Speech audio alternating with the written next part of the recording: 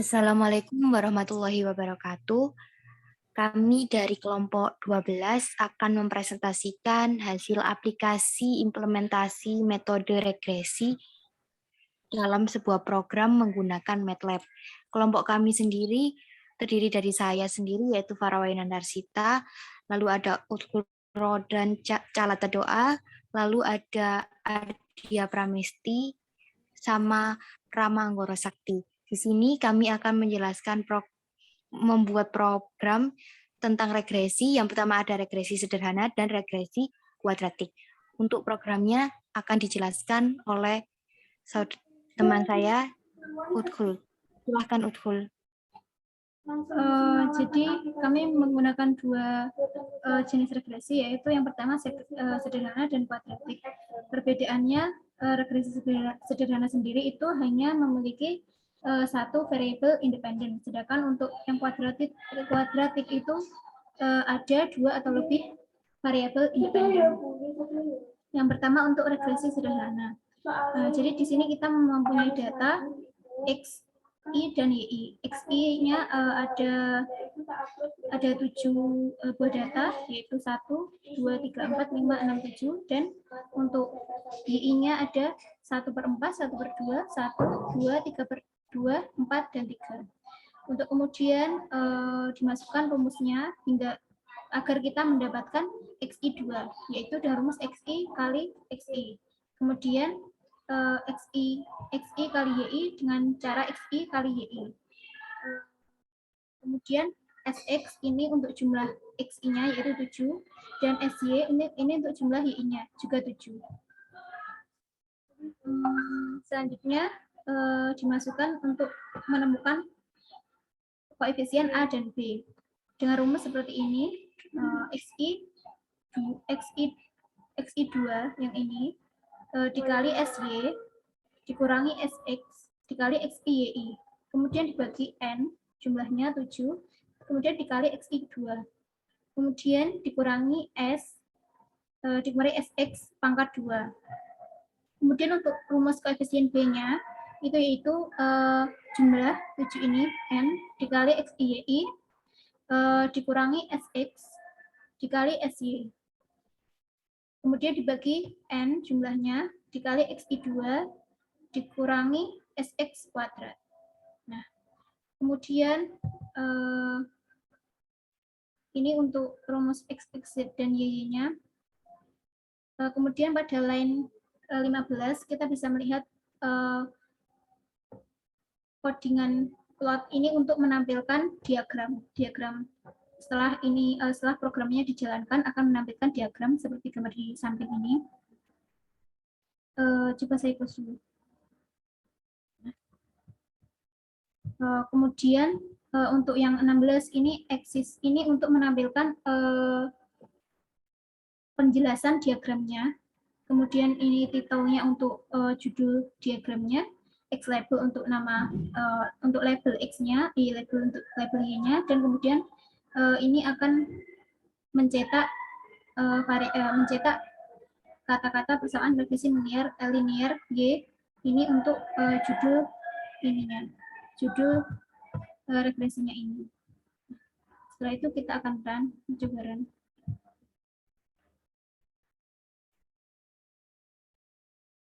Maka akan mendapatkan hasil seperti ini.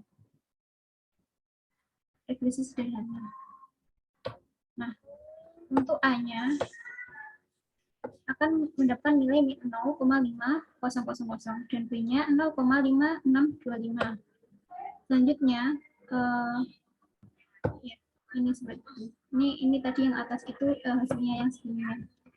Kemudian untuk diagramnya seperti gambar di samping, bisa melihat bahwa X dan Y itu semakin jadi di 5 ini titik temunya adalah di sekitar sini untuk Y. Kurang lebih seperti itu. Kemudian untuk yang untuk yang regresi kuadratik.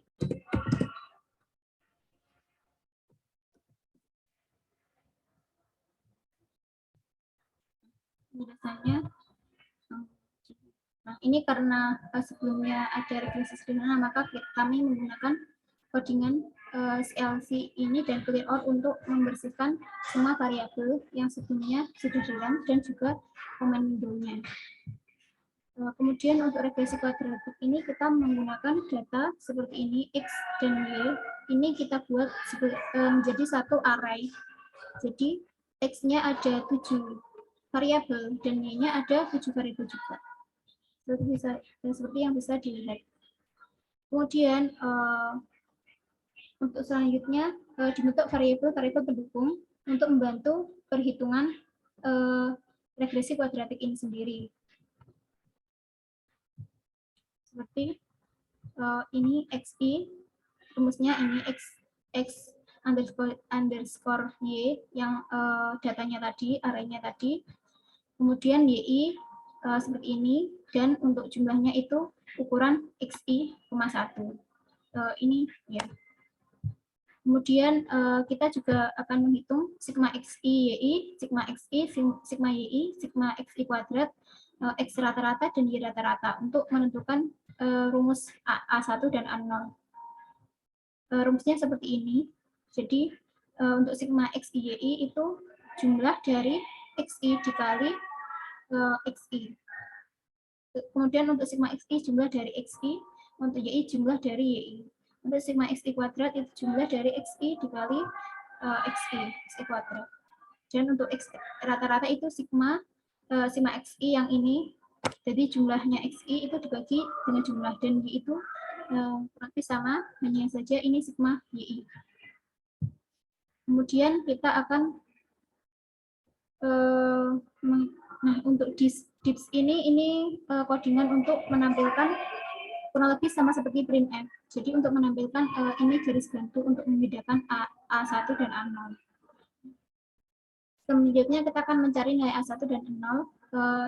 Rumusnya adalah kurang lebih seperti ini.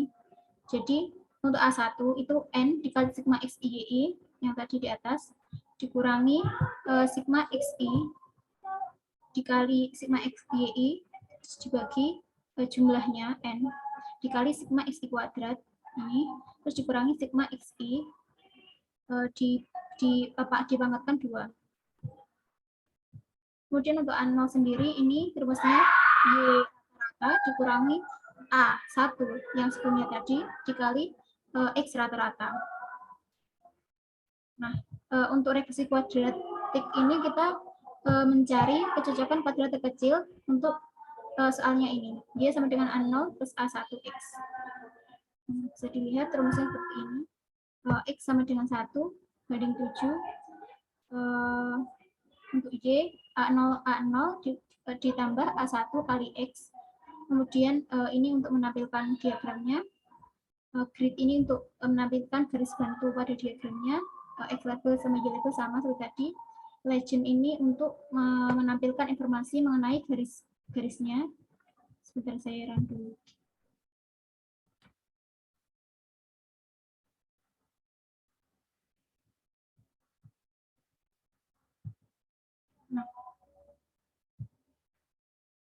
Nah, untuk grid itu seperti ini, yang garis-garis ini garis bantu, kemudian legend itu info seperti ini, XI sama X. Jadi XI itu yang garis yang titik ini, sedangkan yang X itu garis lurus ini.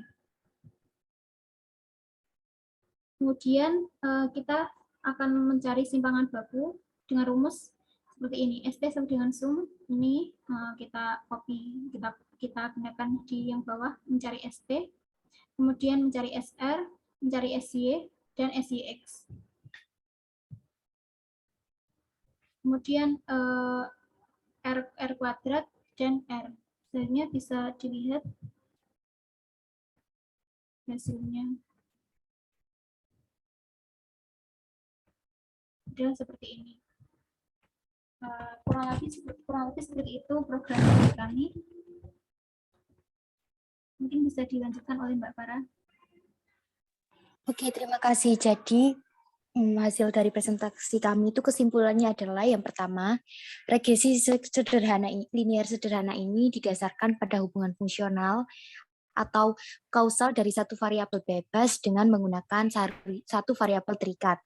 Persamaan umum untuk regresi linear sederhana ini ada Y sama dengan A plus BX yang sudah diimplementasikan di program regresi sederhana yang tadi dijelaskan. Dan untuk mencari korelasi negatif antara koefisien A dan B. Nah, untuk ya regresi berpangkat atau kuadratik atau berganda itu biasanya itu digunakan untuk memprediksi apakah keadaan itu naik ataupun turun dari variabel dependen. Jika atau lebih variabel bebas menjadi prediktor untuk dimanipulasi atau bertambah. Nah, kesimpulannya seperti itu. Sekian dari kelompok 12. Kami akhiri. Wassalamualaikum warahmatullahi wabarakatuh.